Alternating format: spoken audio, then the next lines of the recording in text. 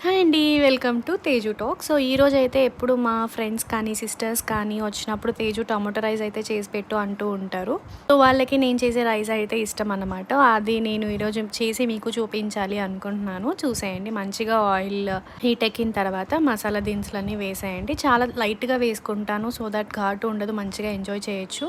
ఇది అందరికీ తెలిసిందే. టమోటో, ఆనియన్, పచ్చిమిర్చి, పుదీనా, కొత్తిమీర, అల్లం వెల్లుల్లి పేస్ట్ అన్నీ అయితే రెడీగా కట్ చేసేసి పెట్టుకున్నాను.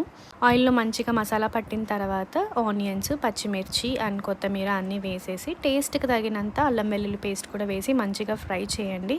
ఆల్మోస్ట్ నేనైతే ఎప్పుడూ అల్లం వెల్లుల్లి పేస్ట్ మేము బయట కొనేదే లేదు. ఇంట్లోనే చేస్తాము. సో దట్ మీకు ఫ్లేవర్ అనేది చాలా బావుంటుంది.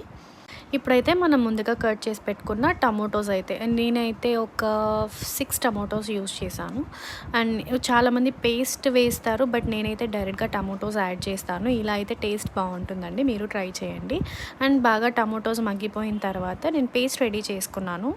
సో, దీనికోసం ఒక 2 టేబుల్ స్పూన్స్ ఆఫ్ కర్డ్ తీసుకొని ఇందులో ఉప్పు, ధనియాల పొడి, కారం అయితే వేసుకున్నాను. సో, నేను చూపించిన విధంగా చూడండి. మీకు గ్రేవీ అనేది బాగా యాడ్ ఆన్ అవుతుంది రైస్‌కి.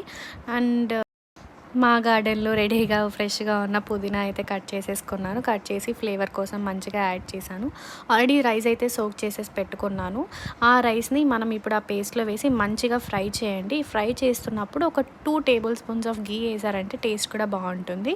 నేను 2 గ్లాస్ ఆఫ్ రైస్‌కి 3.5 గ్లాస్ ఆఫ్ వాటర్ తీసుకున్నాను. అండ్ 2 విజిల్స్ అయితే పట్టించాను. ఎందుకంటే సోక్ అయిపోయింది కాబట్టి. చూసారు కదా! ఇప్పుడు ఎంత యమ్మీగా రెడీ అయిపోయిందో. ఆ రోజైతే ఫుల్ ఖాళీ చేసేసారు. అసలు మిగలలేదు.